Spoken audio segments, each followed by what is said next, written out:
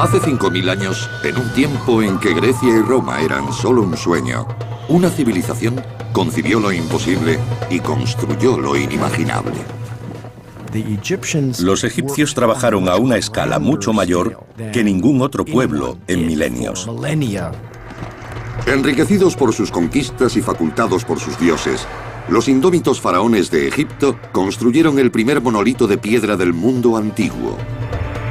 El edificio más alto, el dique más antiguo, la fortaleza más impenetrable, la ciudad más grande y el mayor monumento al ego de un gobernante.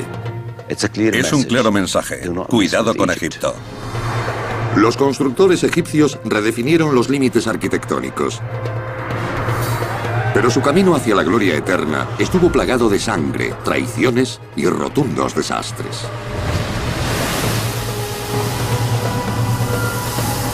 La construcción de un imperio.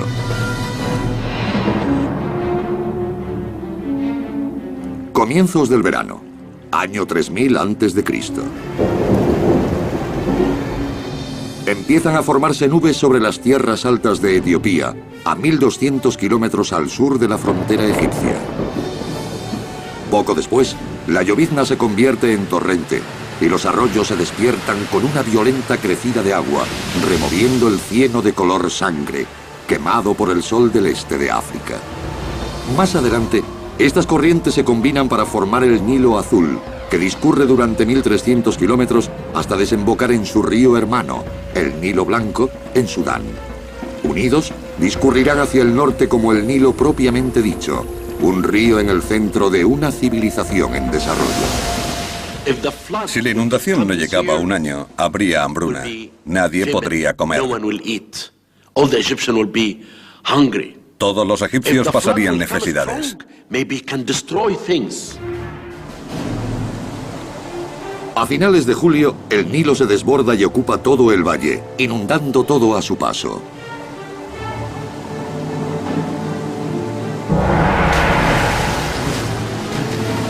Durante 1000 kilómetros desde el sur de Egipto hasta el mar Mediterráneo, arrasa pueblos ribereños y miles de personas se quedan sin hogar. En Egipto, la crecida es un hecho anual, pero una devastación a tal escala es inconcebible. Demasiada agua provoca desastres de proporciones indecibles. Los campos se inundaban y pudrían. Morían muchos niños. Nadie habría podido alimentar a sus familias.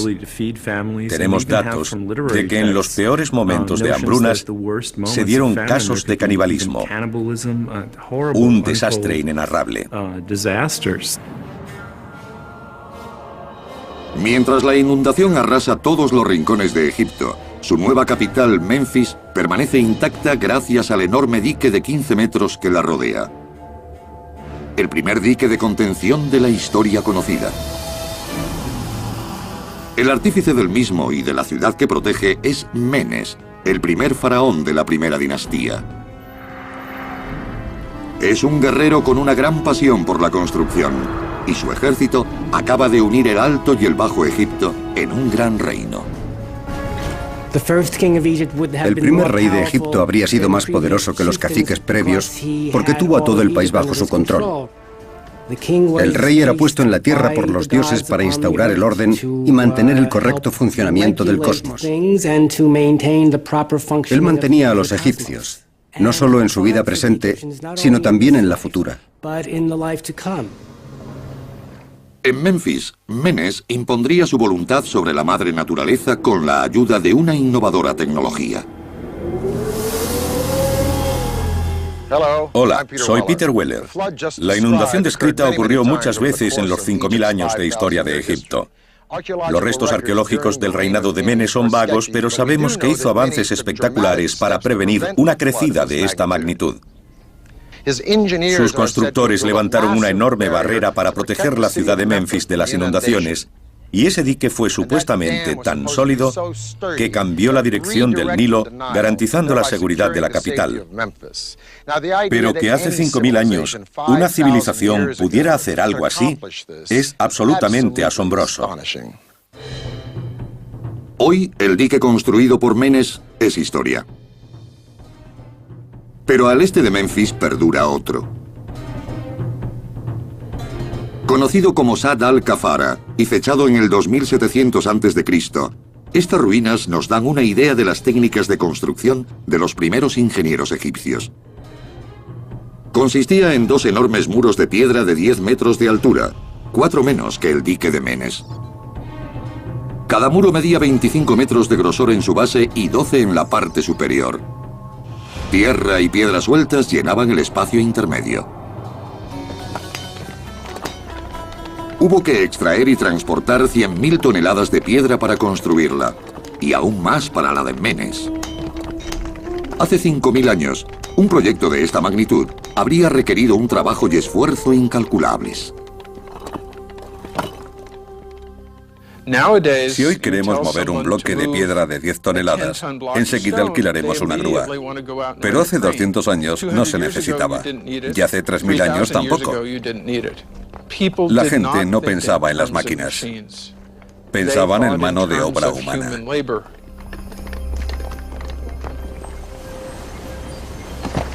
Mientras que el dique de Menes duró milenios, las pruebas arqueológicas sugieren que la presa de Sad al-Kafara fue un fracaso monumental. Hoy hay una brecha de 33 metros de ancho en el centro, lo que sugiere que se rompió debido, en parte, a la presión del agua que tendría que haber contenido. Debió haber una inundación en un punto crucial de la construcción. El agua lo barrió todo y lo arruinó. Para los primeros ingenieros egipcios, pioneros en proyectos novedosos, los desastres estructurales formaban parte de la curva de aprendizaje. No había precedentes en el tipo de construcciones que se les ocurrían. Querían representar el poder de los faraones, y si se fijaban en el paisaje, solo podía guiarles la naturaleza. Se necesitó mucha imaginación y el uso de materiales naturales. El misterioso faraón Menes fue una figura clave en la transición de Egipto de una coalición tribal de agricultores a una superpotencia regional. Su reinado pudo haber durado 62 años. Terminó de forma abrupta cuando fue atacado por un hipopótamo mientras cazaba. Pero el dique que construyó sobrevivió al último faraón.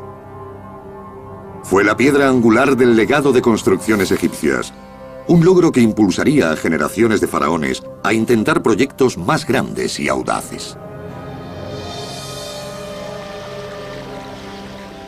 Egipto es la encrucijada entre África y Oriente Próximo. La presencia del río Nilo lo convierte en el único país del desierto del Sahara con un aporte natural continuo de agua. Desde que el ser humano se irguió, hace cientos de miles de años, se ha sentido atraído hacia este río. Al principio, las tribus nómadas que emigraban del África subsahariana a Oriente Próximo siguieron el curso del Nilo. Después de la aparición de la agricultura, hacia el 9000 a.C., las tribus de agricultores empezaron a asentarse en sus orillas. Cuando Menes unió los dos reinos bajo una bandera en el 3000 a.C., nació el Imperio Egipcio. Desde entonces el país ha sufrido numerosos dramas humanos, pero el Nilo ha sido la única presencia constante. Y a pesar de las ocasionales riadas catastróficas, es la razón de que el primer imperio del mundo floreciera aquí y no en otro lugar. En los albores del tercer milenio antes de Cristo, cuando las ciudades-estado de Egipto empezaron a fusionarse mediante conquistas, el río, esencial para la supervivencia, asumió un nuevo papel. El de motor de una expansión económica y territorial sin precedentes. Se construyó una red de puertos y canales artificiales para unir territorios remotos e irrigar un entorno, de otro modo, estéril. Enormes barcazas se convirtieron en los autobuses de la época, y los canales formaron el equivalente a una red de autopistas. Los egipcios no tenían que preocuparse de caminos o ruedas porque tenían el Nilo. El río fluía de sur a norte y se podía usar el viento para ir de norte a sur. Después hicieron canales para ir de este a oeste y viceversa. Los ingenieros egipcios fueron grandes constructores de canales de kilómetros y kilómetros de recorrido. Se usaban para transportar todo tipo de cosas, desde personas hasta grano, alimentos o piedras.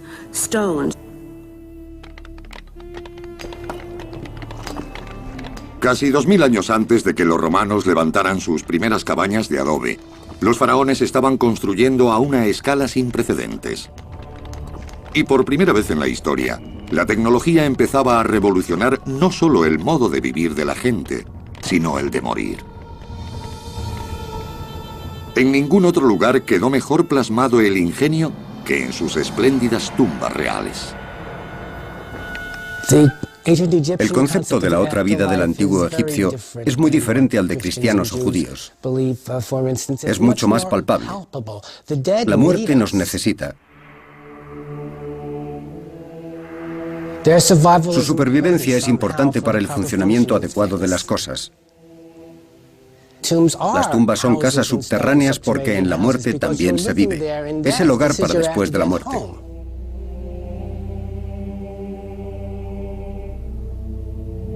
Al principio, las tumbas de los faraones eran sencillas construcciones de adobe llamadas mastabas.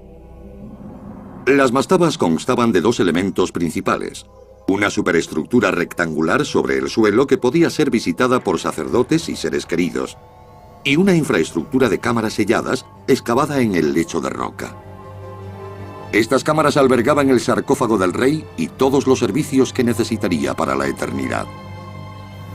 Tenían baños y pilas, lugares donde lavarse las manos.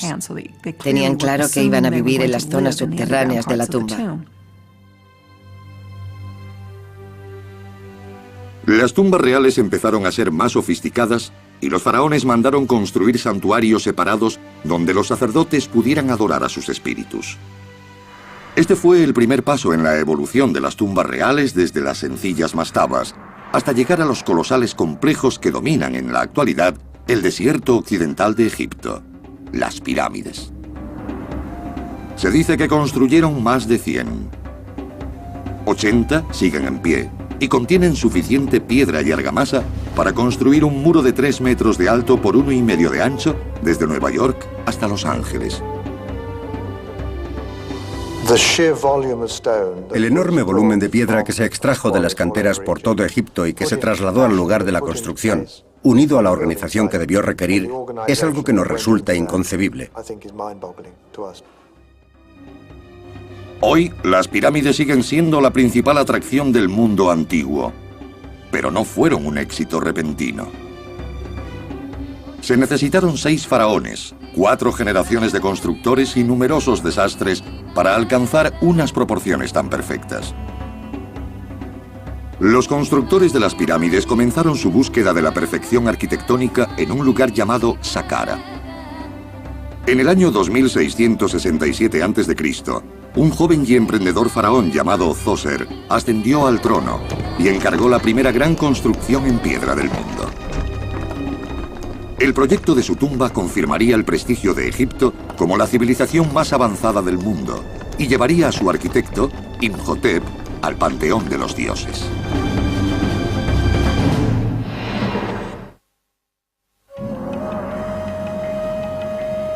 (2667 a.C.)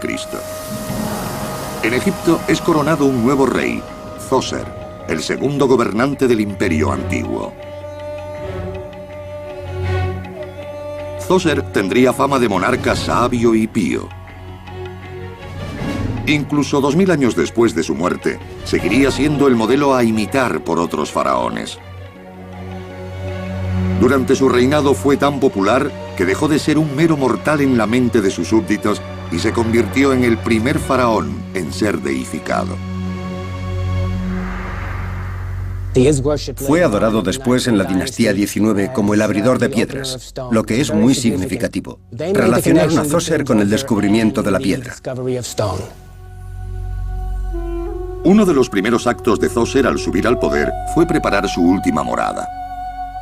Encargó la construcción de su complejo funerario, el lugar de descanso eterno que tendría un papel vital en su vida eterna.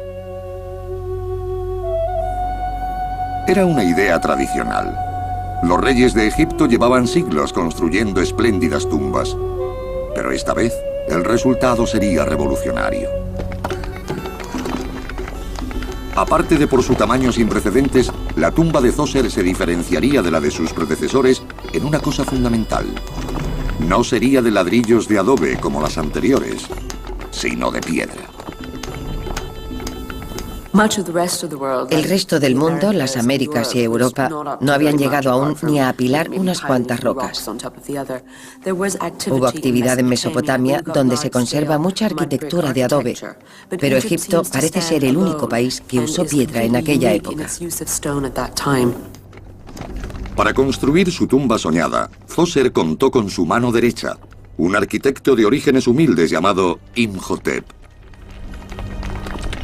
Imhotep no solo fue el arquitecto jefe del faraón, también fue administrador, sumo sacerdote y visir, un papel equivalente al de primer ministro. Pero sería su innovador trabajo en el complejo funerario del faraón lo que le procuraría gloria inmortal. Incluso los romanos, grandes ingenieros por derecho propio, lo venerarían un día en su altar. Pero la revolución arquitectónica de Imhotep, que culminaría con la construcción de la primera pirámide del mundo, no surgió de forma repentina. Al principio se dispuso simplemente a construir la mastaba más grande y majestuosa de Egipto. Lo primero era elegir el lugar de enterramiento del faraón. Elegir el emplazamiento de una tumba era un asunto muy complicado. El sol sale por el este y se pone por el oeste. Y si el faraón iba a ser como el dios Sol, debería ser enterrado en el oeste. Las tumbas deberían dar al este. Así los muertos verían el sol naciente con la promesa de la resurrección. Zoser eligió Saqqara, un cementerio sagrado que databa de la era del faraón Menes. Estaba situado en la orilla occidental del Nilo, junto a la capital de Menfis. Una vez elegido el lugar, la siguiente tarea consistiría en reunir la mano de obra. Para construir su puerta a la otra vida, el faraón dependería del sudor de sus súbditos. Cuando se piensa en los esclavos, recordamos lo que ocurrió en Estados Unidos antes de la Guerra Civil. Y Egipto no tenía ese tipo de esclavos. Pero la idea de que egipcios de a pie fueran a trabajar a la Gran Pirámide por devoción no deja de ser una exageración. Los obreros eran recompensados con comida, cerveza, ropa y descuentos en los impuestos. Estaban organizados en cuadrillas de unos 20 hombres. En total, se reclutaron 500 cuadrillas con un total de unos 10.000 hombres para la construcción del complejo funerario. Además, se llamó a miles de mujeres para que mantuvieran a los hombres bien vestidos y alimentados.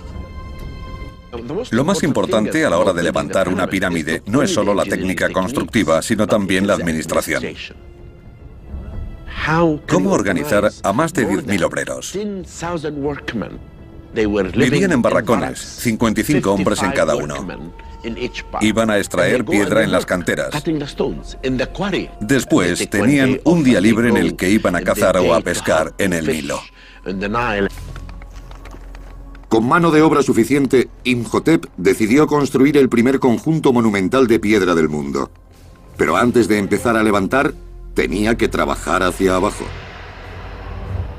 Empezó excavando un pozo funerario vertical de 7 metros de ancho por casi 30 de profundidad para albergar el sarcófago del faraón. A continuación, los obreros excavaron un segundo pozo para poder bajar el cuerpo.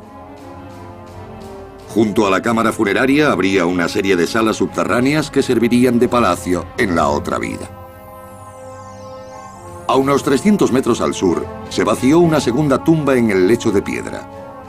Como muchos faraones antes y después que él, Zoser tendría 2 tumbas.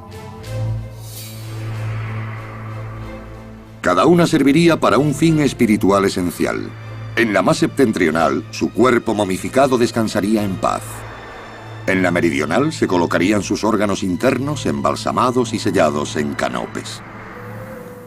Durante la momificación, una de las partes más importantes era vaciar el cuerpo de todos sus órganos internos, porque si se quedaban dentro, el cuerpo se pudría y reventaba.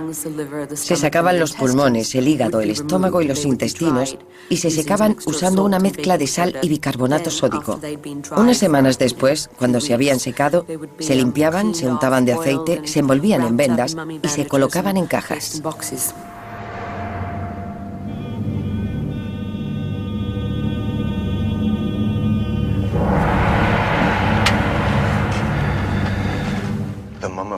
El cuerpo momificado de Djoser está enterrado en este laberinto de túneles bajo la pirámide de Saqqara. Son 6 kilómetros de pasadizos ocultos de miradas curiosas y de turistas. Vean cómo el techo parece que va a desmoronarse de un momento a otro. Cuando Moisés salió de Egipto, este lugar ya llevaba aquí más de 1000 años. El propósito de muchos de estos túneles sigue siendo un misterio.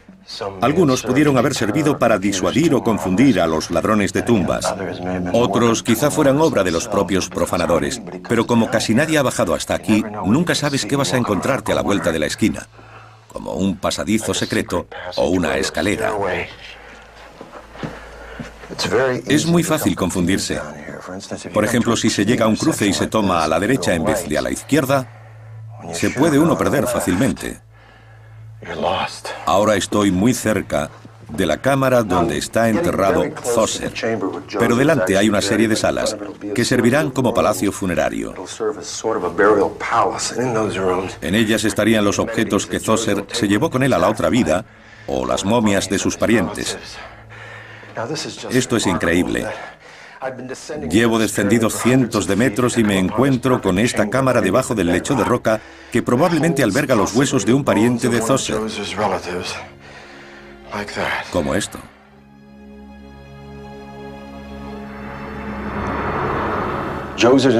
Los ingenieros del faraón construyeron decenas de salas como esta para su palacio de la otra vida. Una vez aquí abajo podemos tropezarnos con trozos de vendas de momia, cerámica de 5000 años de antigüedad, o con esto, un muro decorado con bellos esmaltes de agua marina. O estos jeroglíficos tan bien conservados que parecen tallados ayer.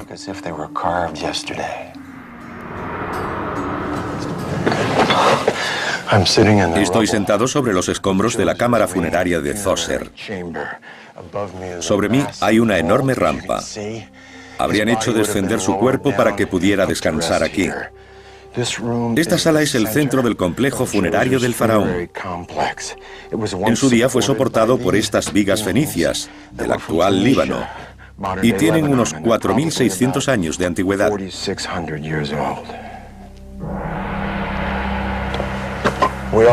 Hemos llegado tan abajo como es posible. Algunos dicen que esta zona es anterior a Djoser. Aquí hay un sarcófago de alabastro que contuvo probablemente a un pariente del faraón. Sobre nosotros está la pirámide.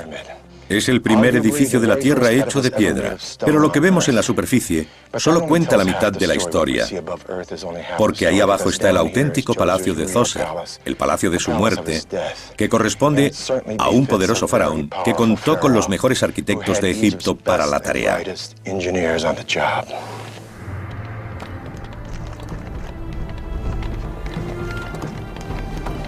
Mientras continuaban las obras en la infraestructura del complejo, Imhotep se centró en la superestructura que lo aislaría para siempre del mundo exterior. Con montañas vírgenes de piedra caliza y mano de obra a su disposición, Imhotep avanzó, cruzando los dedos, hacia una frontera inexplorada.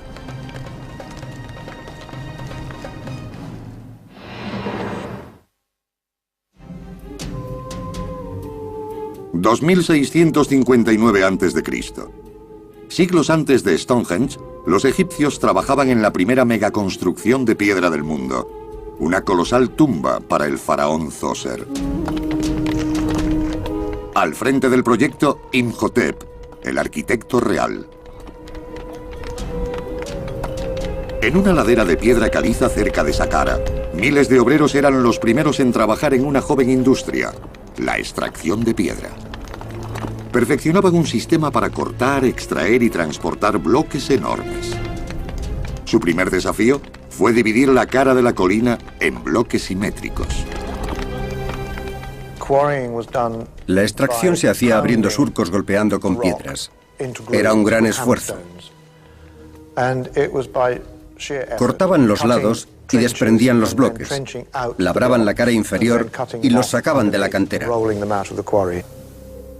Cuando se extraían las piedras, había que arrastrarlas sobre un desigual terreno desértico hasta el lugar de la construcción, usando cuerdas, trineos, músculos y sudor. Parece que ya tenían ruedas, pero para arrastrar objetos pesados sobre la arena, la rueda no es lo más recomendable. Eran mucho más apropiados los trineos, que fue lo que usaron. Con el proyecto en buenas manos, Zoser se centró en fortalecer su imperio. Fue el primero en iniciar labores mineras en la península del Sinaí, engrosando las arcas de la nación, con un constante suministro de turquesas y cobre.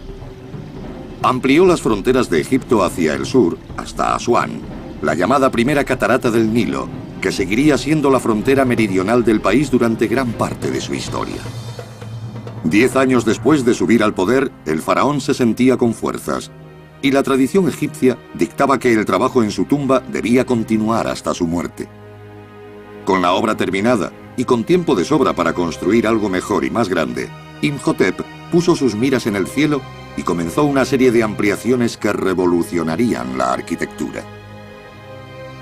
Sobre su mastaba añadió una más pequeña, encima una tercera, y después una cuarta, apilándolas como capas de una tarta. Con los bloques de piedra firmemente en su sitio, decidió hacer algo más grande, extendiendo los 4 escalones hacia el oeste y añadiendo 2 más encima. La tumba de Zoser tomó gradualmente una forma que ningún egipcio había visto antes. La innovadora forma terminaría siendo conocida como pirámide escalonada. Es como si Imhotep hubiera resuelto en la forma arquitectónica de una sola construcción toda la evolución que va desde los sencillos montículos que existían antes hasta las enormes pirámides que se harían después. Después de casi 2 décadas de trabajo, la pirámide escalonada de Zoser alcanzó 20 pisos de altura. Y rodeándola, un complejo en construcción que terminaría siendo el modelo a seguir en los enterramientos reales. Al norte se construyó un pequeño palacio. Junto a él 2 casas ceremoniales representando el Bajo y el Alto Egipto. Alrededor del complejo, mayor que un estadio de fútbol, un enorme muro de piedra caliza que alcanzaba 3 pisos de altura.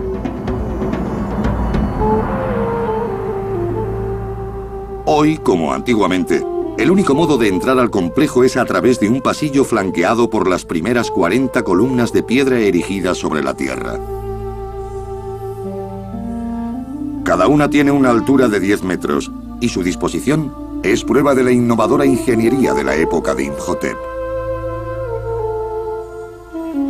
El arquitecto temía que sus columnas pudieran caerse, por lo que las unió mediante un muro para proporcionarles apoyo.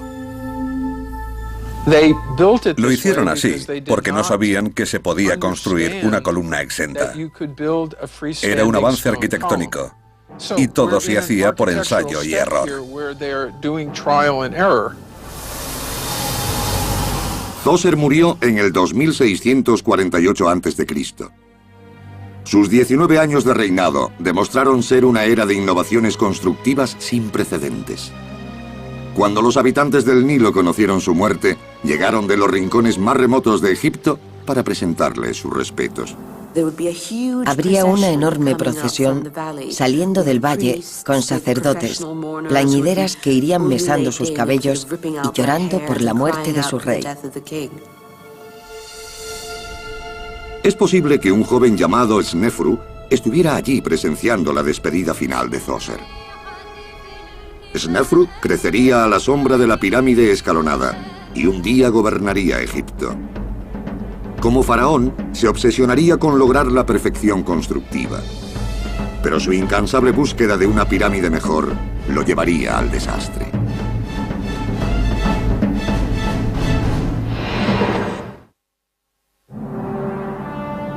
(2613 a.C.) 35 años después de la muerte de Zoser, un faraón llamado Snefru sube al trono y funda la cuarta dinastía de Egipto. Es hijo del faraón anterior, Juni. Pero su madre es una reina menor, así que para consolidar su derecho al trono, se casa con su hermanastra, Eteferes, cuya sangre real es más pura. Entre la realeza del antiguo Egipto, este tipo de alianzas incestuosas era algo corriente. No solo hermanastras, los faraones se casaban con hermanas de sangre, y la razón se remonta a la mitología egipcia. Los dioses se casaban entre ellos. Osiris e Isis son hermanos. Casándose con su hermana, el rey actuaba como un dios. Con su vista puesta en el estatus divino, Snefru despliega sus encantos para asegurarse la buena voluntad de sus súbditos. Se dirige a los campesinos como amigos míos o hermanos míos. Y para trascender la sombra proyectada por el reinado de Zoser, Snefru se embarca en la búsqueda de una perfección arquitectónica que lo convertiría en leyenda.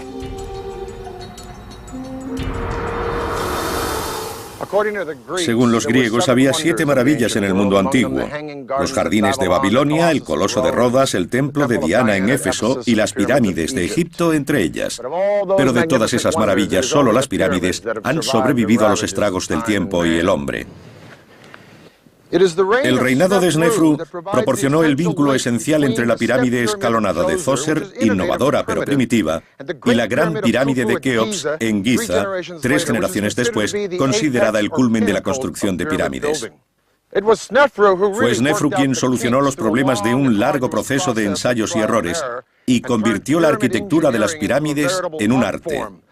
Snefru financió estos enormes proyectos saqueando a sus vecinos de Nubia, Libia y la península del Sinaí. Y entre sus súbditos se ganó el título de azote de los bárbaros y selló su reputación como uno de los faraones más formidables de la historia de Egipto. El primer desafío de Snefru llegó en Meidum, un lugar sagrado de enterramiento al sur de Saqqara. Allí, las ruinas de su pirámide parcialmente derrumbada aún dominan el paisaje desértico. La pirámide de Meidum es un puzzle. No sabemos si se ha ido derrumbando, si robaron la piedra o sencillamente está inacabada. Meidum representa un momento crucial en la construcción de pirámides. Su núcleo lo formaban 8 escalones ascendentes en ángulo cerrado. Snefru ordenó a sus constructores rellenar esos escalones de arriba a abajo. Después, puso un revestimiento de piedra blanca pulida, dando a la estructura el aspecto liso que buscaba. Snefru no quería escaleras, quería un ascensor. Tenía en mente un diseño abstracto en el que él se viera impulsado hacia el cielo, que es lo que hace la pirámide. Materializó la cosa más inmaterial del mundo, los rayos del sol, la luz. La extrema transformación de la pirámide fue un éxito, pero bajo su brillante fachada había un problema.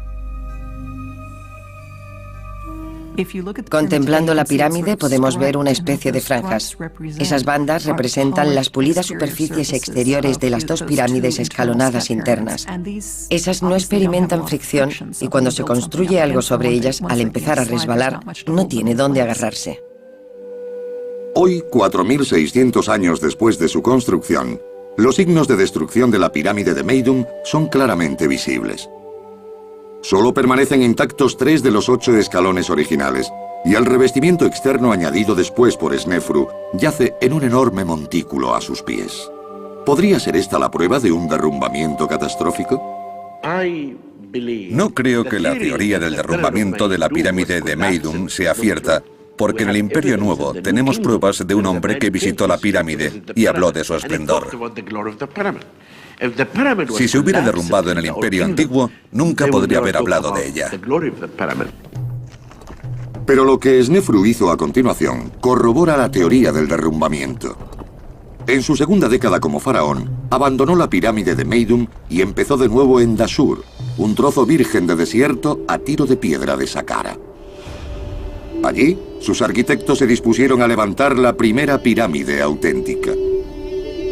Pero mientras trabajaban, estuvieron a punto de sufrir otro desastre.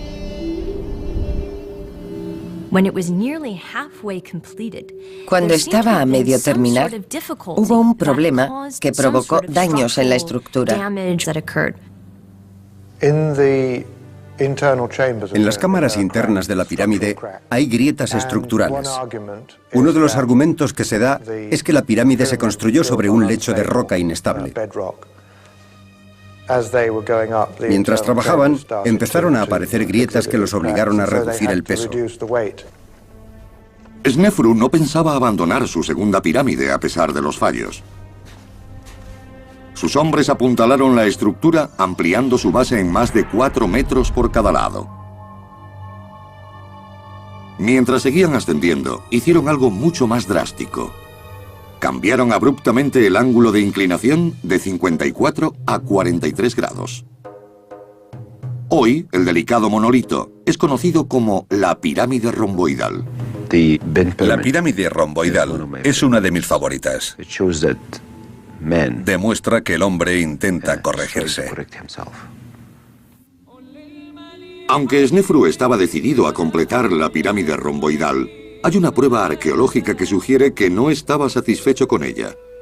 Otra pirámide, a casi 2 kilómetros al norte. Las inscripciones encontradas cerca indican que esta, conocida como la pirámide roja, también perteneció a Snefru. Habiendo fracasado 2 veces en la construcción de la primera pirámide de caras lisas de la historia, Snefru se lo jugó todo y usó todos los bienes que le quedaban, mano de obra, dinero e ingenieros, en un último empuje final hacia la gloria.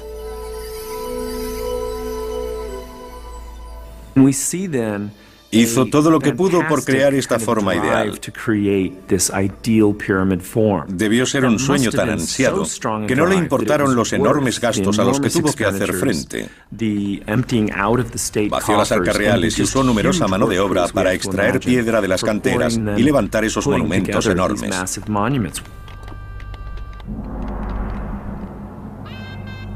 Construir una tercera pirámide significaría sangrar a todo el imperio. Pero Snefru, siempre astuto político, sabía cómo venderse a sí mismo y a su obsesión. Snefru era un genio de las relaciones públicas. Fue el primer rey en usar su nombre personal en vez del nombre con el que subió al trono. Se humilló para conquistar, por decirlo así. Se hizo accesible para ser más grande, más famoso y más divino. En un intento de evitar los problemas estructurales que los había acosado antes, los arquitectos de Snefru buscaron un ángulo de inclinación más gradual. También fortalecieron la base usando enormes bloques de mejor piedra caliza. Los bloques habrían sido enormes. Los constructores confiaban en poder colocar enormes bloques de piedra con un peso de varias toneladas en vez de los más pequeños que fueron usados en la pirámide escalonada. Para arrastrar cada piedra a su lugar, un grupo de 20 hombres tiraban de un trineo de madera por una rampa de adobe, roca y escombros. Se iba echando agua delante de los hombres para reducir la fricción. 4.600 años después, continúa el debate sobre la construcción de esas rampas de adobe. Hay 3 teorías.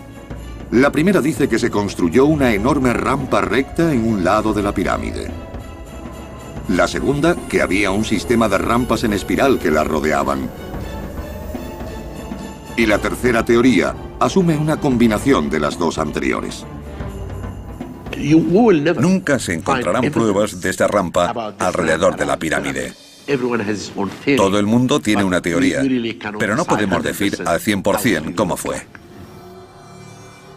Tras colocar los enormes bloques y el ápice, se dispuso un revestimiento exterior de piedra caliza blanca de gran calidad. Empezaron desde la cima hacia abajo, puliendo las piedras con cinceles de cobre. El acabado del revestimiento exterior de las pirámides debió ser un trabajo de gran destreza. Podemos saber lo que debió ser la pirámide de Dashur viendo la pirámide romboidal desde abajo. El revestimiento liso sigue manteniendo toda su delicadeza. Es como mirar una lámina de vidrio. Costó 3 intentos y varias décadas, pero al final la búsqueda de la perfección de Snefru triunfó. La pirámide roja a mi espalda es la primera auténtica construida. Sus arquitectos no solo supieron erigir un monumento de paredes lisas y simétricas, también dominaron el proceso de construir grandes cámaras en su interior. A las cámaras de la pirámide de Snefru solo se puede acceder a través de una abertura a 30 metros de altura en su cara norte. Al final de un largo pasillo que desciende hasta ras de suelo, el espacio se abre en la primera de 3 habitaciones, construida para albergar los restos de Snefru y todos sus tesoros inmortales. Construir una cámara así de grande dentro de la estructura de una pirámide fue todo un logro por la presión ejercida por millones de toneladas de piedra. Para dispersar esa presión, a los constructores se les ocurrió una innovación muy ingeniosa: el techo abovedado con ménsulas. Fueron haciendo escalones cada 10 centímetros y construyeron una especie de pirámide invertida en el techo de la cámara funeraria. En lo alto se llega a un punto estrecho que podía salvarse fácilmente. La cámara enterrada en la pirámide roja es la cámara funeraria, un espacio con un techo de 15 metros de altura. En 1950 se descubrieron aquí los huesos de un hombre de mediana edad, pero sin inscripción que lo identificara, por lo que no sabemos quién fue. Algunos egiptólogos creen que eran los huesos del mismo Snefru. Otros dicen que el faraón fue enterrado en la pirámide romboidal porque ésta tiene un complejo funerario más completo alrededor. Lo cierto es que no sabemos qué fue de Snefru, y es un misterio que puede que nunca se resuelva. Las 3 décadas de reinado de Snefru terminaron hacia el 2589 a.C., pero sus monumentos funerarios le aseguraron su inmortalidad. Las excavaciones en Dashur han revelado que incluso 2000 años después de su muerte, se dejaban ofrendas de incienso en su memoria. El hijo y sucesor de Snefru, Keops, construiría sobre las bases de su padre y crearía la pirámide más grande y perfecta jamás construida: la Gran Pirámide de Giza.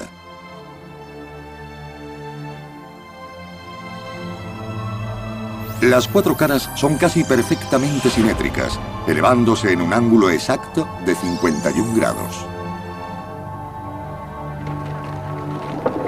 Cuando Keops construyó este imponente monumento, el antiguo imperio de Egipto estaba en la cima de su riqueza y poder.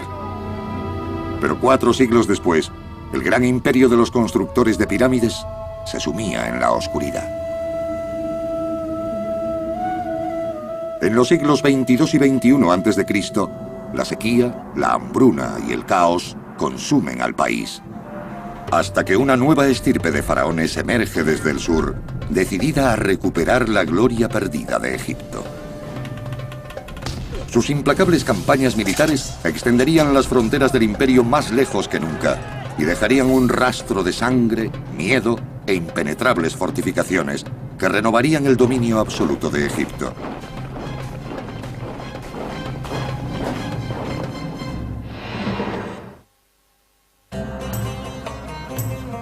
...1864 a.C.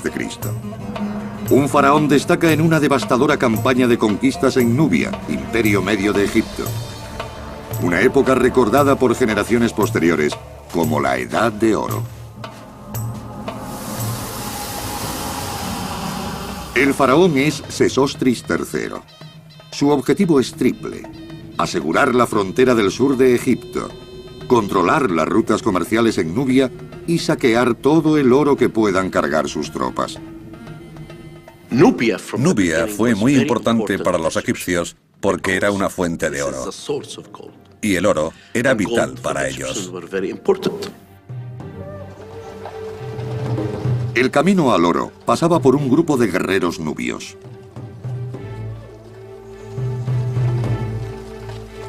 Aunque Sesostris podía enorgullecerse de tener un gran ejército bien organizado, los nubios tenían un arma letal.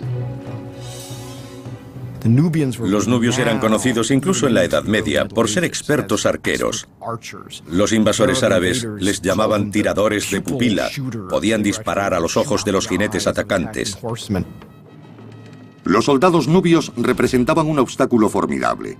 Pero para Sesostris, una figura inquietante de imponente altura y presencia, el fracaso no era una opción. En muchos casos, no se puede decir nada sobre la personalidad o naturaleza de un rey. Pero Sesostris es una excepción porque se conservan muchos retratos de él totalmente diferentes a los que se hicieron de otros reyes anteriores. Los retratos de Sesostris lo muestran arrogante, triste o conmovido. Es muy humano. La experiencia lo ha cambiado. Es un faraón con personalidad. Tiene profundidad en el rostro. Muestra pena, preocupación y madurez. Su cara refleja su preocupación por el pueblo de Egipto. Como pronto experimentarían los nubios, el amor del faraón por su pueblo no se extendía a sus enemigos. Su ejército arrasó Nubia, apoderándose de tesoros y territorios, y dejando un rastro de muerte y destrucción. En un monumento a su reinado de terror, Sesostris alardeó abiertamente de quemar las cosechas de sus enemigos, de matar a sus hombres, esclavizar a mujeres y niños y envenenar sus pozos. Llegó como un general romano. Él decía: aquel que proteja mis fronteras será considerado hijo mío. Habrá nacido de mí. Pero el que no proteja mis fronteras, el que no las defienda, no será hijo mío. No habrá nacido de mí. Es un mensaje muy directo. Mientras su ejército se dirigía al sur, Sesostris salpicó el valle del Nilo de superfortalezas que guardaría la frontera nubia y exhibirían la fuerza y superioridad de Egipto. Se construyó hace más de 3.700 años, en una época en la que se desconocía el término arquitectura militar. En la antigüedad, el ejército vivía en chozas. Pero los egipcios fueron muy inteligentes al pensar así, porque sabían que Nubia era importante. Y sabían que el peligro podía venir de allí. Los restos de las fortalezas construidas por Sesostris han llegado bien al siglo XXI. Son un testimonio de la destreza de sus arquitectos y siguen ahí, pero hay un problema que impide verlas. Todas están en el fondo de este lago infestado de cocodrilos. Este es el lago Nasser, una creación artificial que se formó con la construcción de la presa de Asuán en los años 60. Tiene casi 600 kilómetros de largo y más de 120 metros de profundidad, y los últimos vestigios de las fortalezas del Imperio Medio ahí debajo. Una de las mayores superfortalezas de Sesostris se construyó en Buchen, puesto comercial desde el Imperio Antiguo. La fortaleza de Buchen era tan grande como 2 campos de fútbol y utilizó tecnología similar a la de las fortalezas europeas de la Edad Media. En todo el mundo mediterráneo antiguo no se había visto nada como la fortaleza de Buchen. Una de las razones de que sea tan importante desde el punto de vista constructivo es porque tiene varias capas de defensa. Había sitio para que se colocaran los arqueros y pudieran disparar en varias direcciones contra el enemigo invasor. Fuera de esos muros había un foso y después otro muro. El enemigo que intentara atacar la fortaleza tendría que escalar esas murallas, entrar en el foso, quedar expuesto a los arqueros de los muros exteriores y superar 2 murallas antes de alcanzar el interior de la fortaleza.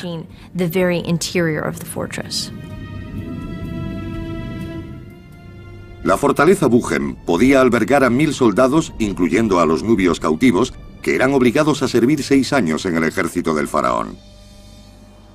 Al final de su reinado, la red de fortalezas de Sesostris se extendía 300 kilómetros al sur de Asuán, hasta el actual Sudán. Fortaleció el dominio de Egipto sobre la región. Sesostris reinó 39 años.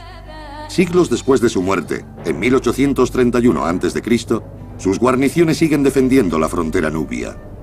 Pero no siempre serían controladas por los egipcios. En el transcurso de los 2 siglos siguientes, sus conquistas se fueron debilitando, mientras el Imperio Medio se venía abajo. Se volvió frágil, se debilitó. Kerma creció como potencia en Nubia y las fortalezas pasarían a sus manos aparentemente sin signos de grandes conflictos o destrucciones. Mientras los soldados nubios volvían a aparecer por el sur, una tribu guerrera de Oriente Próximo, conocida como los Hyksos, conquistó el norte. El otrora glorioso imperio egipcio se marchitaba. Egipto estuvo bajo asedio durante los siguientes 100 años. Pero en el siglo XVI a.C. surgiría un nuevo imperio de faraones nativos y reestablecería la antigua prominencia del país. Entre sus gobernantes se encontraría una reina que rompería las barreras y reivindicaría un poder absoluto 14 siglos antes del nacimiento de Cleopatra.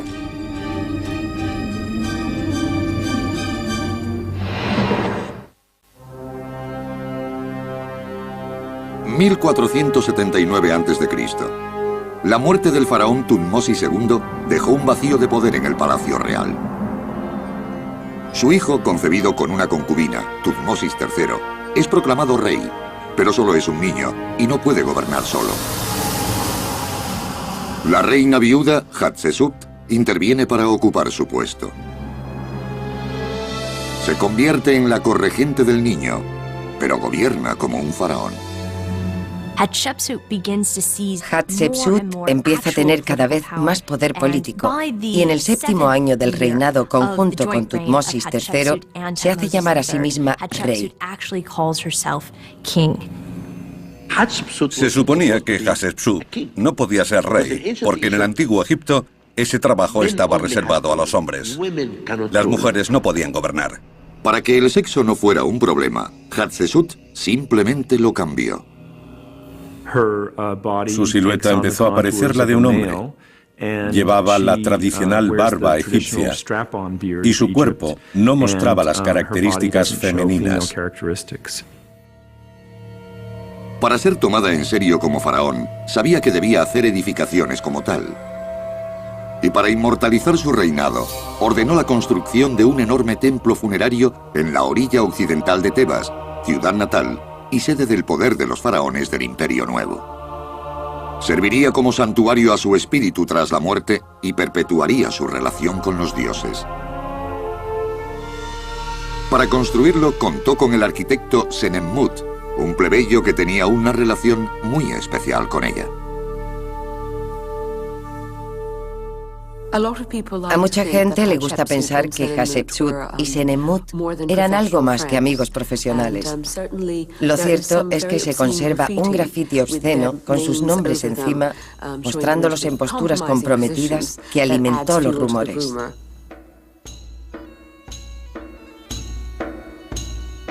Además de su talento amatorio, Senemmut demostraría ser un arquitecto magistral.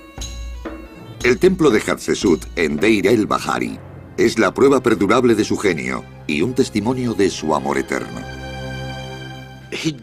Lo hizo movido por amor, no por servicio a la reina. Lo hizo para su amada Hatshepsut. Por eso el templo es único. Es diferente a cualquier otro de Egipto. Hoy, el templo está rodeado de un árido desierto.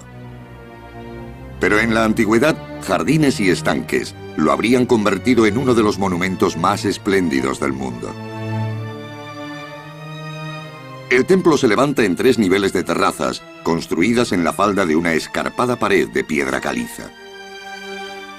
Las terrazas están interconectadas por una amplia escalera central. Los pisos superiores se sustentan sobre largos pórticos con columnas. En los muros del interior de uno de ellos hay relieves que representan la concepción divina de Hatshepsut. El templo de Hatshepsut fue un gran vehículo de propaganda. Hay una escena en la que se muestra al dios Amón acercándose a su madre. Después hay un momento íntimo en el que es concebida Hatshepsut con la ayuda de varias diosas. La siguiente escena describe un gran recibimiento por parte de los dioses y cómo estos la aclaman como reina divina. En Deir el-Bahari, el arquitecto Senenmut logró crear un templo único para un faraón muy singular. El proyecto tardó 15 años en completarse, durante los cuales Tutmosis, el joven faraón, se hizo adulto. Pronto reclamaría su derecho al trono.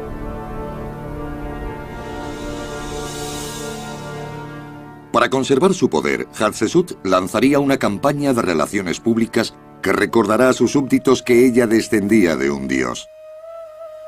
Ordenó construir una serie de imponentes monumentos para hacer llegar su mensaje. Obeliscos que anunciaban su vínculo con su divino padre, Amon-Ra. La forma de un obelisco es muy sencilla.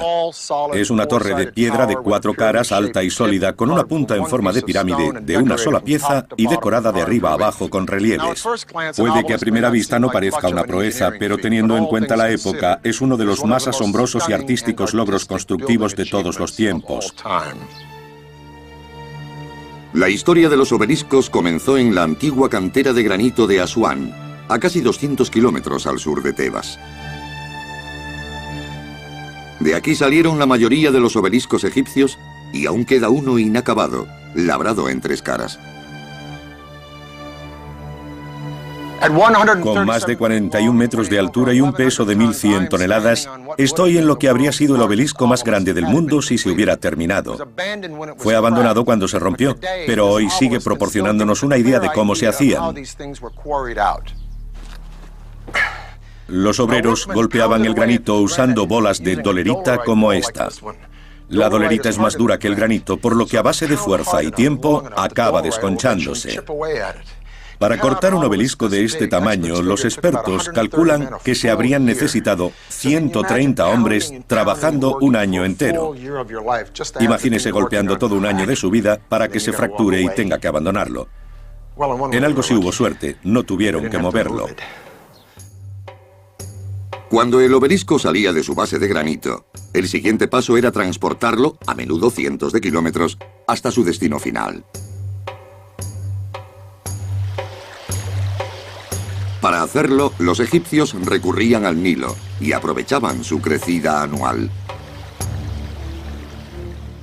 El problema de transportar grandes bloques de piedra, estatuas y obeliscos habría sido que desplazaban gran cantidad de agua y en ciertos puntos del Nilo los barcos podrían haber embarrancado.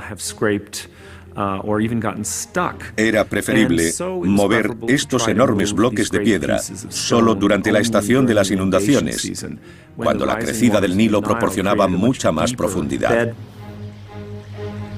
Cuando el obelisco llegaba a su destino, se enfrentaban al último y más importante de los obstáculos: levantarlo. ¿Cómo lo hacían? Sigue siendo un misterio. Pero hay una teoría preponderante sobre el proceso. Primero, instalarían una base de granito lo bastante resistente para soportar el peso del obelisco. A continuación, la rodearían de unas paredes y el hueco se llenaría de arena. En 2 lados se levantarían rampas de adobe. Usando cuerdas y una serie de trineos situados debajo del obelisco, los obreros lo irían subiendo por una rampa y descendiendo por la otra hasta que se clavara en la arena. Entonces la arena se iría retirando gradualmente mientras los obreros continuaban tirando del obelisco hasta que se asentaba directamente en su base. Desgraciadamente para Hatshepsut, su reinado no terminó tan bien. Alrededor del 1459 a.C., su amado arquitecto Senenmut desapareció repentinamente sin dejar rastro. Al año siguiente, la propia reina murió en misteriosas circunstancias. La mujer más poderosa de Egipto, la patrocinadora del logro arquitectónico más moderno del imperio, se desvanecía calladamente en la historia. No podemos decir cómo murió. No se ha encontrado su cuerpo. Hallamos su tumba, pero aún no se ha descubierto su cuerpo. Es otro misterio al que nos enfrentamos. 35 siglos después sigue sin haber pruebas. Pero hay un principal sospechoso, el hijastro de Hatshepsut, Tutmosis III. El heredero legítimo dominado por su madrastra pudo haber sido el último en reír. Después de subir al poder, las estatuas y monumentos de Hatshepsut fueron destruidos y su nombre fue eliminado de los registros oficiales. Tutmosis se convertiría en un gran conquistador, ampliando las fronteras del imperio más que ningún otro faraón, desde la actual Siria hasta el centro de Sudán. Después de Tutmosis III, Egipto dominó esos territorios como nunca antes. Se convirtieron en vasallos del rey egipcio. En ese sentido, fue un conquistador. 1200 años después de que se construyera la primera pirámide, Egipto estaba en la cima de su poder. Pero cuando parecía invencible, aparecería un faraón rebelde cuya radical visión del mundo haría temblar el imperio desde sus cimientos. Su insaciable deseo de poder absoluto daría lugar a la construcción de una nueva capital ideada para colocarlo como el centro del universo.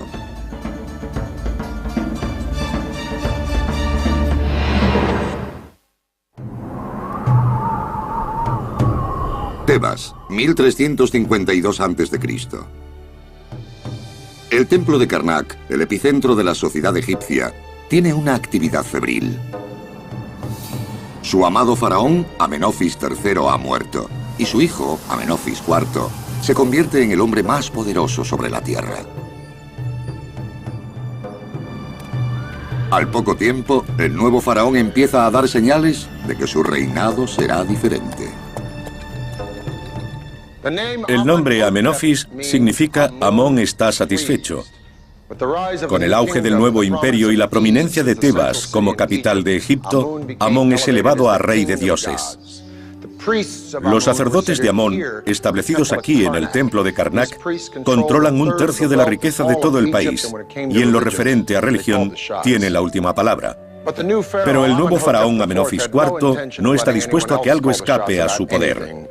Y así comienza la clásica lucha entre Iglesia y Estado. Había varios dioses asociados con Amón y uno de ellos era Ra, la fuerza espiritual invisible del sol. El disco del sol y sus rayos, lo que se podía ver, era un dios llamado Atón.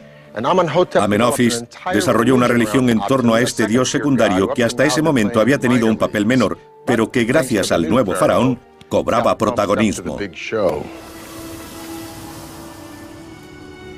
Durante un viaje al norte, en el 5º año de su reinado, Amenofis llegó a una zona de árido desierto protegida por altos riscos. Allí, Atón le habló y le dijo que fue donde empezó la creación. Conmovido por su encuentro espiritual, el faraón cambió su nombre por el de Akenatón, el sirviente de Atón, y decidió abandonar la capital de Egipto, Tebas, la actual Luxor, y construir una nueva ciudad en este lugar virgen a 290 kilómetros de distancia.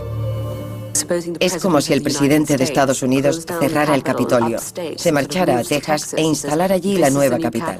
Podemos imaginar lo que les pasaría a los habitantes de Washington. Eso mismo le sucedió a la gente de Luxor. De repente empezaron a perder sus trabajos y tenían que seguir a Akenatón a un nuevo lugar. El faraón rebelde llamó a su nueva ciudad Aketatón, el horizonte de Atón. Hoy es conocida como Amarna y conserva pocos vestigios de las enormes edificaciones que la convirtieron en la gran metrópolis que fue hace más de 3.300 años. Akenatón quiso construir la ciudad inmediatamente para poder trasladarse cuanto antes. Su impaciencia hizo que sus arquitectos tuvieran que inventar un nuevo modo de construir más rápido. Respondieron con una idea innovadora: pequeños bloques de piedra caliza cortados a tamaño estándar que podían ser transportados fácilmente. Los bloques, llamados talatat por los arqueólogos, fueron los precursores de los modernos materiales prefabricados de construcción. Los Talatat fueron muy útiles porque resultaba muy rápido construir con ellos. No se necesitaban muchos obreros para mover un solo bloque de piedra. Es más fácil tener a muchos llevando un bloque cada uno, como si fueran ladrillos. El diseño de la ciudad fue igualmente innovador. Amarna cubriría 62 kilómetros cuadrados, con 12 kilómetros a lo largo de la orilla oriental del Nilo y 5 de anchura.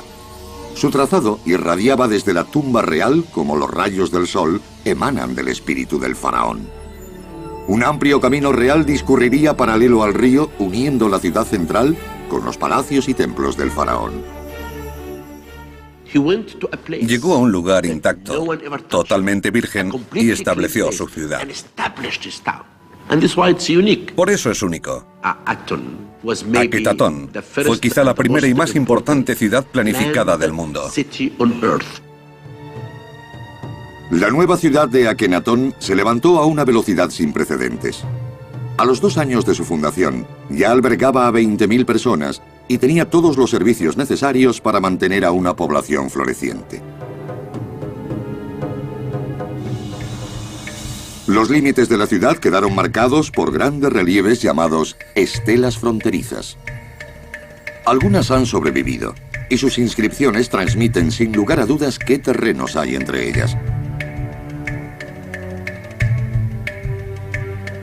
El faraón había creado su propio universo en Amarna, situándose él y su familia en el centro de todo. En todas las representaciones de Amarna, todo aquel que no perteneciera a la realeza aparece inclinado ante Akenatón y la familia real.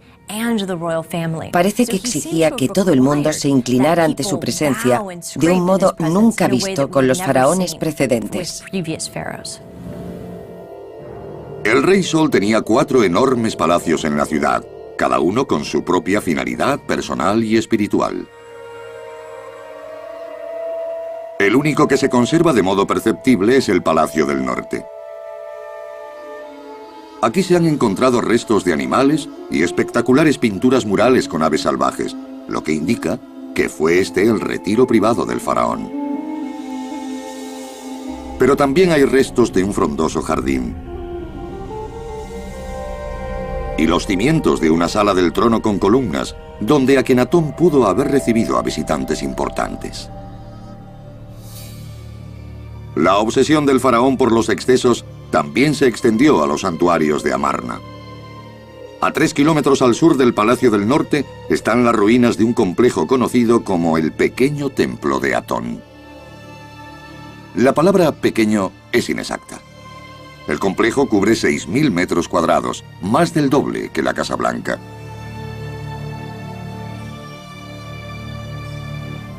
El templo está rodeado por un recinto amurallado de ladrillos de adobe.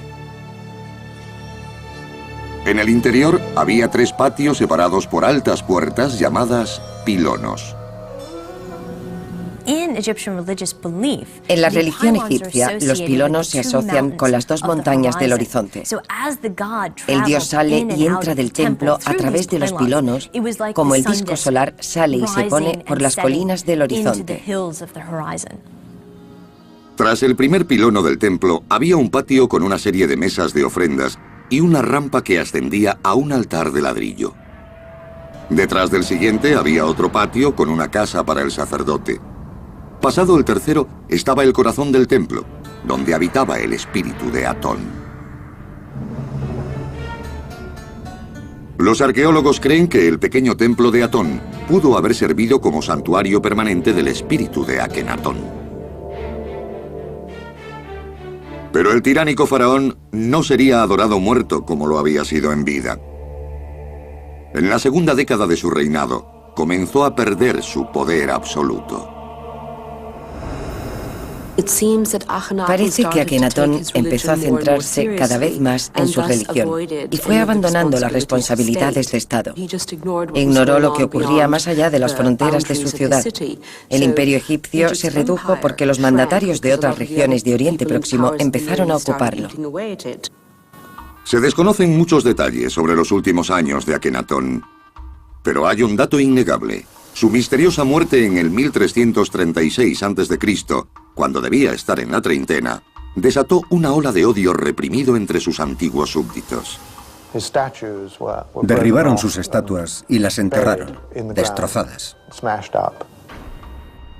En el interior de la tumba de Meri Ra, el sumo sacerdote del faraón, las paredes están cubiertas con escenas de la vida durante el reinado autocrático de Akenatón. La imagen más elocuente es la del faraón conduciendo un carro con la cabeza y el cuerpo arañados. Aunque era tarde para castigar al faraón en vida, seguía habiendo tiempo para destrozarlo después de muerto.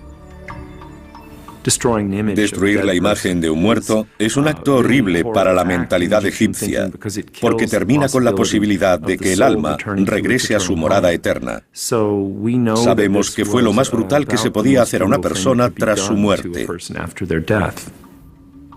Después de anular su espíritu, los súbditos de Akenatón abandonaron la ciudad. Pocos años después de la muerte del faraón, Amarna parecía una ciudad fantasma del salvaje oeste. El poder pasó al hijo de 9 años de Akenatón, Tutankamón. El rey Tut ansiaba distanciarse de su padre, por lo que reinstauró el poder supremo del dios Amón, cambió su nombre por el de Tutankamón y volvió a trasladar la capital a Tebas. Allí, los faraones que le siguieron construirían las tumbas más asombrosas de la historia de Egipto y las llenarían de los tesoros más valiosos jamás reunidos. Estas tumbas siguen enclavadas entre las colinas y riscos del cementerio más famoso del mundo, el Valle de los Reyes.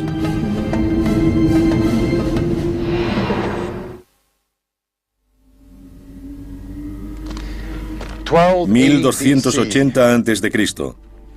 El sol sale por la orilla occidental de Tebas y empieza otra semana al servicio del faraón para los obreros que viven aquí en el pueblo de Der el Medina.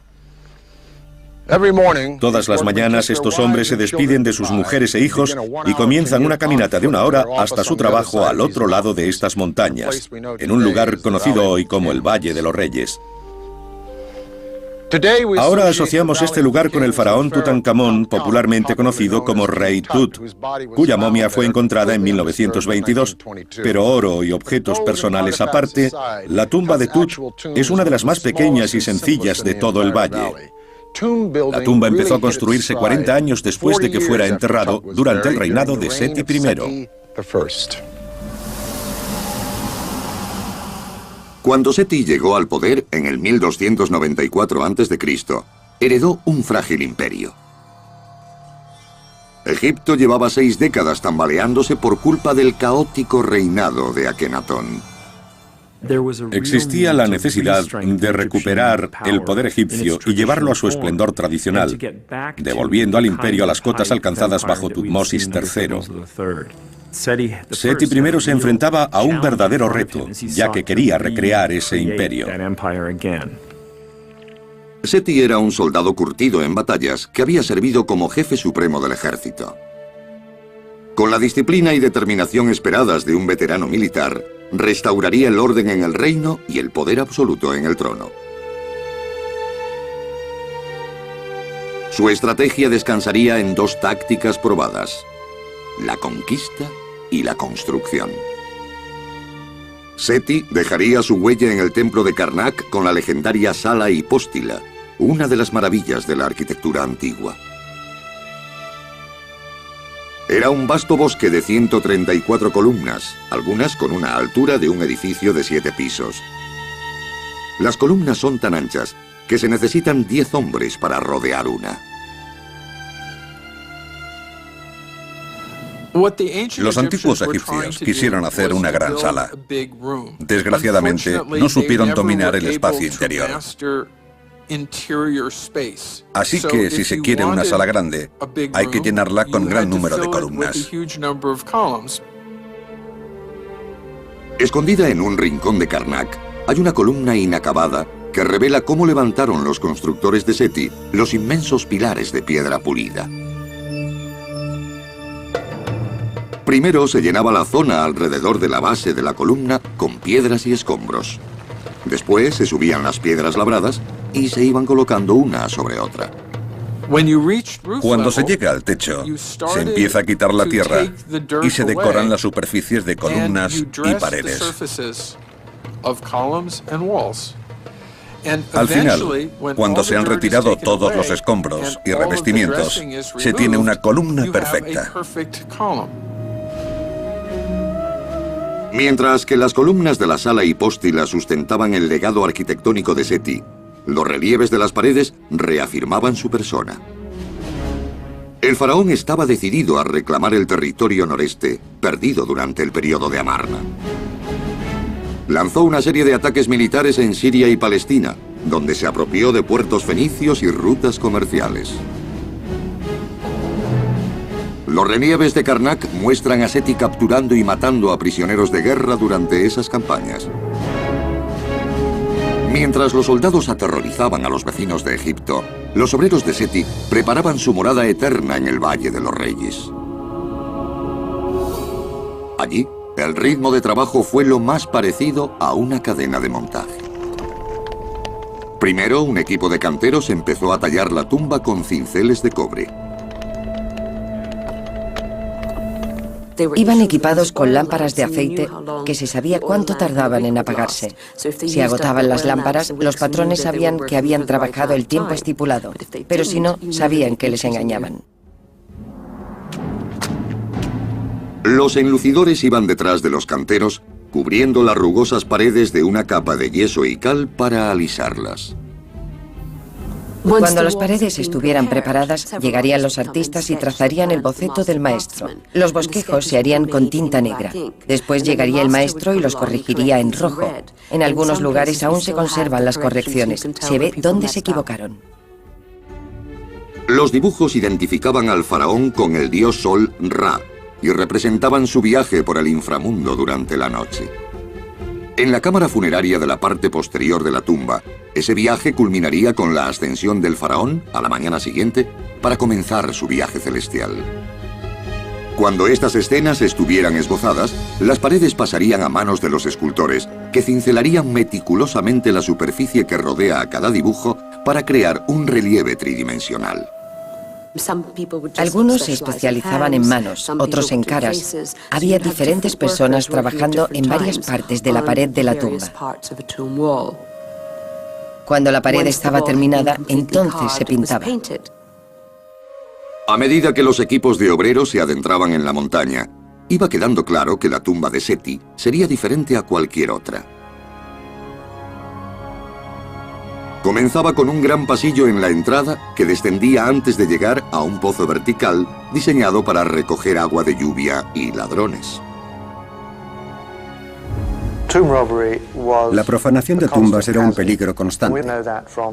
Gracias a documentos encontrados en Der el Medina, el pueblo donde vivían los ladrones, sabemos que de vez en cuando los involucrados en robos de tumbas eran descubiertos y procesados. Si los ladrones lograban pasar el pozo, al otro lado se encontrarían con una trampa, una falsa cámara funeraria. Era lo bastante grande para ser la tumba de un faraón, pero, vacía y sin terminar, haría creer que no había nadie enterrado allí. Pero bajo el suelo, a la izquierda de la falsa cámara, se ocultaba una escalera secreta. Llevaba a otro largo pasadizo que conducía a la auténtica cámara del faraón. Allí es donde fue enterrado Seti I. La tumba de Seti es fantástica. No se había encontrado nada así antes. Aunque hay otras tumbas muy bonitas en el Valle de los Reyes, la suya es la más decorada de todas.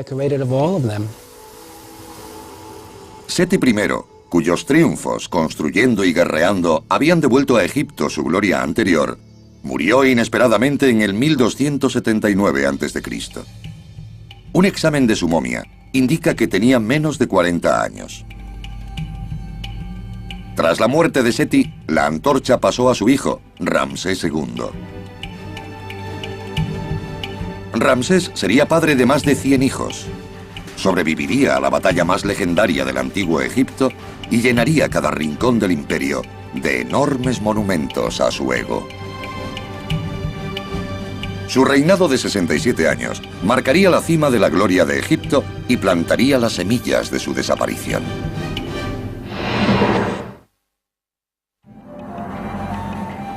...1964 de nuestra era. Un ejército internacional de ingenieros y arqueólogos se disponen a salvar uno de los monumentos más valiosos del antiguo Egipto. El lugar es Abu Simbel, en el extremo sur del país, donde dos enormes templos construidos durante el reinado de Ramsés el Grande corren peligro de quedar sumergidos bajo las aguas del lago Nasser. El nuevo lago se ha formado por la construcción de la presa de Asuán a 200 kilómetros aguas abajo. Empresas de 5 países inician una carrera contrarreloj para desmontar los templos y trasladarlos pieza a pieza a un lugar más elevado. Primero, los ingenieros cortan los templos en bloques que se puedan mover y los transportan a un nuevo lugar, 60 metros más arriba y 200 más atrás. Allí se vuelven a montar los bloques contra 2 montañas artificiales de hormigón reforzado. Tras 4 años de trabajo y 3.200 de existencia, los templos de Abu Simbel tienen un nuevo emplazamiento. Fue un milagro. Una mezcla de cooperación, de ingenio, combinando la ingeniería del pasado y la del presente. Los templos de Abu Simbel de Ramsés II y su reina Nefertari fueron los mayores logros arquitectónicos del mejor faraón de la historia de Egipto. Se labraron directamente en la cara de una ladera virgen. Es como imaginar el monte Rushmore con una enorme iglesia tallada dentro de la montaña detrás de las cabezas presidenciales. Ramsés gobernó en el siglo XIII a.C. y en ese momento los egipcios ya llevaban tallando piedra 1500 años. Lo habían convertido en toda una ciencia, pero si cabía alguna duda de que la ciencia se puede convertir en arte, esta es la respuesta. Este templo es perfecto, una escultura monumental que demuestra lo que es posible cuando se combinan el arte y la ingeniería con un poco de ego. Con un reinado de casi 7 décadas, Ramsés II fue el faraón de faraones. Desde la infancia, todas las esperanzas de su dinastía recayeron en él, y fue tratado con una reverencia normalmente reservada a los mismos dioses. Su estatus de figura excepcional de Egipto lo convirtió en el soltero más codiciado del reino, y en marido. A los 21 años tenía 21 hijos, y al menos 17 mujeres. En el transcurso de su vida llegaría a tener 110 hijos y probablemente otras tantas hijas. ¿Por qué tantos? Eso formaba parte de su virilidad. El faraón era considerado un toro y el toro es el símbolo de la sexualidad masculina.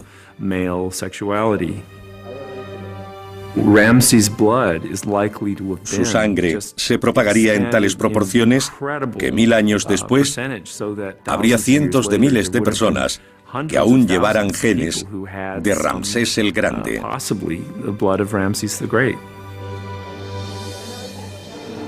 Ramsés destacó en el amor y en la guerra. Durante siglos, Egipto se había visto envuelto en luchas por el control de puertos y rutas comerciales en Oriente Próximo. El padre de Ramsés, Seti, había hecho avances, pero la tribu dominante de la región, los hititas, seguían siendo una gran amenaza. Como su padre, Ramsés se levantaría en armas para ampliar sus fronteras. Atacaría al reino hitita en Siria con 20.000 hombres, la mayor fuerza conocida en la historia de Egipto. En aquel momento ya tenían carros, arcos dobles y una serie de nuevos instrumentos bélicos. Fueron los mejores guerreros del mundo antiguo. Aunque las fuerzas del faraón eran formidables, los hititas contaban con más soldados. Pero a pesar de ser superados en número, Ramsés luchó hasta dejar la partida en tablas y regresó como un héroe. Se tallaron relieves para conmemorar la valentía del faraón en las paredes de numerosos edificios, incluido su gran templo de Abu Simbel. La construcción comenzó hacia el 1269 a.C., en el 10º año de su reinado. Sus arquitectos emplearon un proceso similar a la construcción de las tumbas del Valle de los Reyes. Todas esas colosales esculturas habrían sido talladas por un colectivo de personas trabajando al mismo tiempo.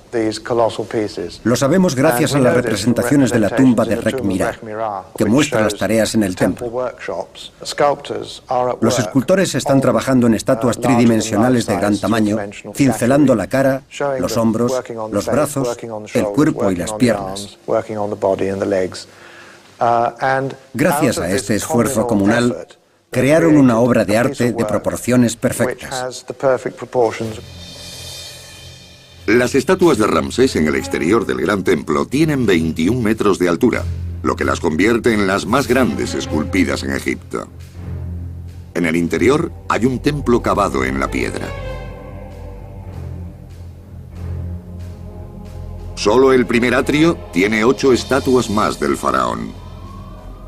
Más allá, hay una serie de cámaras, un segundo atrio, un santuario y cámaras más pequeñas que podrían haber servido de almacén para las ofrendas sagradas. El diseño del templo transmitía un claro mensaje a todos los que entraban. Ramsés el Grande era un dios entre los vivos. Ramsés es representado no solo adorando a los dioses, sino adorando una imagen de sí mismo deificado. Es Ramsés II faraón adorando a Ramsés II Dios. Y todo ocurrió durante su reinado.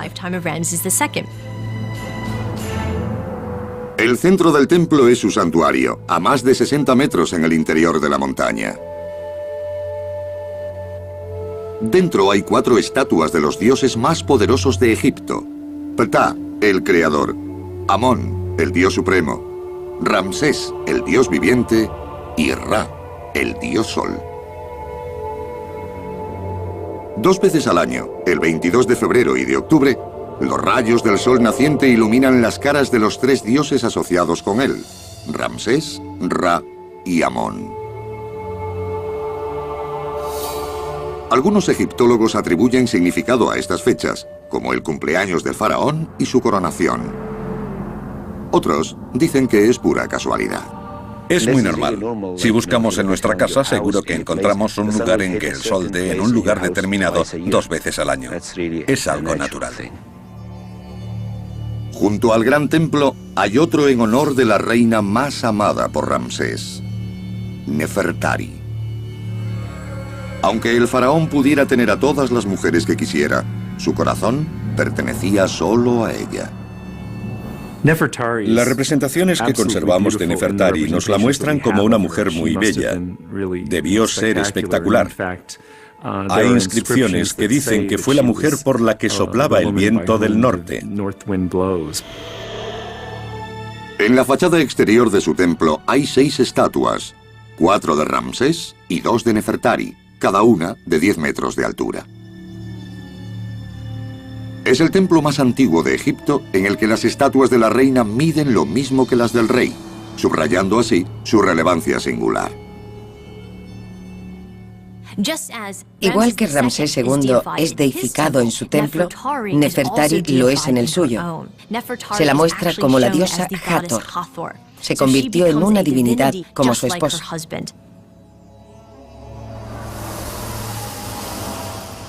Durante el reinado de Ramsés II, los templos de Abu Simbel sirvieron de recordatorio a los viajeros de que en el horizonte había un poderoso imperio.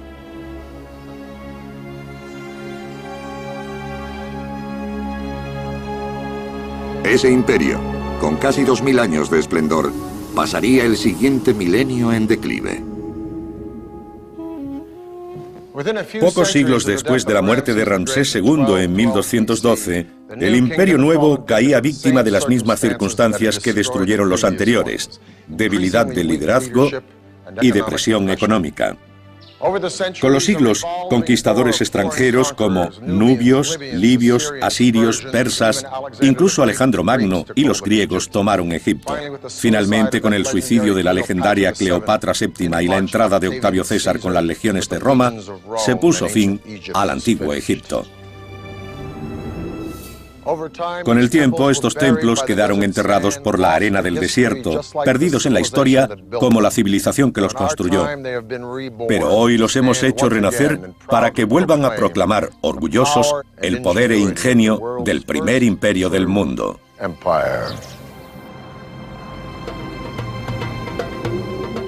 Los egipcios sentaron las bases de la edificación.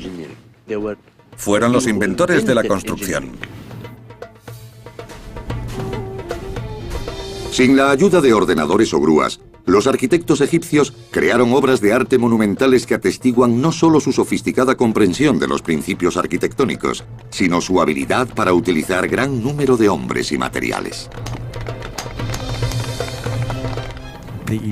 Los egipcios trabajaron a una escala mucho mayor que ningún otro pueblo en milenios. Debieron tener una gran confianza en sí mismos y en su capacidad constructiva. Pero los imponentes edificios que dejaron son resultado de algo más que granito, piedras y mano de obra. Resumen un genio sin parangón, una tecnología incomparable y el comienzo de la eterna lucha de la humanidad para construir un puente entre lo humano y lo divino.